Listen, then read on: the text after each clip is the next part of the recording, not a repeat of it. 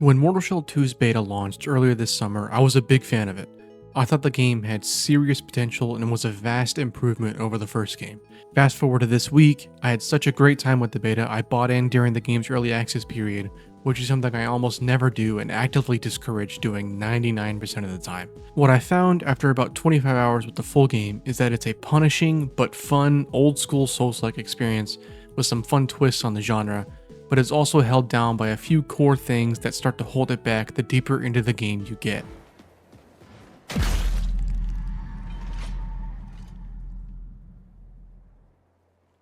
Let's get the basics out of the way first. In Mortal Shell 2, you don't select a class, instead you occupy shells that all have different abilities. There are 8 shells total, and in my 25 hours I found 5 of them, so that gives you a bit of perspective into how much exploration you can experience in this game, which we'll get into. You can upgrade these shells by using currency called glimpses that increase bonding with your shell and reward you with shell points to spend on different abilities depending on what level of bond you have with that shell. My favorite shell I've found so far is Teal. He has an ability that allows him to be invisible for a certain amount of time, making it easy to escape big moves, heal safely, and position yourself for a big backstab attack. I think this shell system is extremely creative and adds a new layer to the Souls-like experience because with these shells, you don't just get stats to build around, but entire abilities, like Proxima's lightning attack or Laszlo's burn that buffs him in various ways the more you build it up. It's also nice to not be tied to one singular class for the entire game because you can switch shells at any time.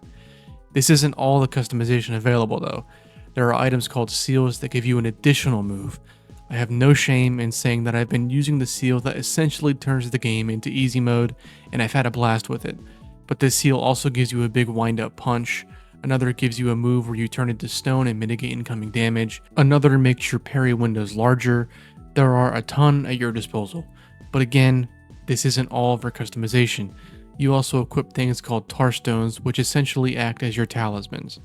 These allow you to infuse your weapons with different elements, change how your attacks work, up certain stats like crit chance, and apply different ailments when landing attacks. When I say the build customization is ridiculous, I truly mean it is ridiculous. I do think the game could do with some overall buffs to things like ailments because sometimes it simply doesn't feel all that effective, but there are enough options available that makes it basically impossible to not find a build you like. When it comes to exploration, I think is another big highlight for the game. The world isn't totally open, but it's not strictly linear either. It's very similar to Neo 3's world from earlier this year. Super open in some areas, more linear Dark Souls style in other areas, like your typical castles and dungeons. Speaking of dungeons, there are a shit ton of them. Over 60 overall, and they're mainly how you'll be getting your hands on those tar stones and seals I mentioned earlier. I think given how many dungeons there are, I would have liked to see slightly more dungeon variety, that is both in terms of level design and really across the whole game, enemy variety. There is a solid group of enemy types, but they don't vary much across the regions. On one hand, it's kind of nice to have that security of knowing what an enemy can do, but I think the game could do with 2 to 3 more types of enemies. When it comes to the Souls-like genre, all of this stuff I've talked about matters. Builds, dungeons, exploration, these are key things for the genre, but the meat and potatoes is the combat. I think Mortal Shell 2's combat is very good about 85% of the time.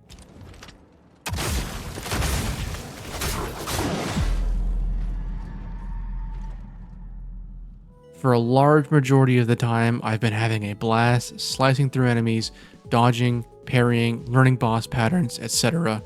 It is genuinely satisfying learning all these things, the feel and the timing of the game, all of it. I think they did a great job creating a combat system that feels satisfying and has a ton of cool factor. The weapon variety is awesome.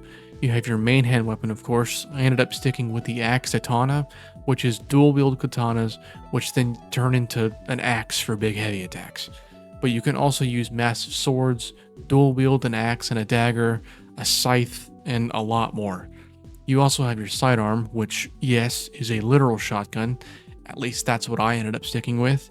There's also a machine gun, a crossbow, and a ballista bazooka that I've yet to get my hands on. Some weapons feel better than others, obviously.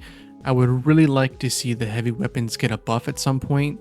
The attack speed just doesn't seem worth it for the amount of damage they do a lot of the time, especially compared to the smaller weapons like the axe katana or axe and dagger. However, there are a few major inconsistencies and balancing issues that I think really keep the game from ascending to where I think it should be. When the beta for the game dropped earlier in the summer, the immediate conversation was that the game felt kind of easy, and I agreed with that sentiment. It feels like the devs heard this criticism, and instead of putting some real thought into which enemies to buff, simply decided to buff every enemy across the board with no real thought into how that would feel. Well, it turns out it doesn't feel very good. Small enemies with low health pools deal just as much damage as big, mini-boss type enemies. Some bosses just straight up 2-tap you. It makes the process of actually learning each enemy and their movesets more annoying than it should be. On top of these balancing issues, for some god-awful reason, this game has a truly terrible amount of runbacks, and the runbacks are incredibly annoying to deal with. The runbacks, combined with the overpowered enemies, combined with the fact that many of the bosses kill you in 1 to 2 hits, so you're constantly doing the runbacks, combined with the fact that the beacons, this game's version of bonfires, are few and far between, it all just makes for a vicious cycle that makes the game feel like a chore more often than it should. Elden Ring killed runbacks, and it should stay that way forever. I think that Mortal Shell 2 is a great video game. It's got the coolest class system in any Souls-like game. The art style across the board is fantastic. The build crafting potential, the weapon variety, it's all so addictive. It has some of the best exploration in any game I've played all year, and even with the balancing flaws, the combat feels great most of the time.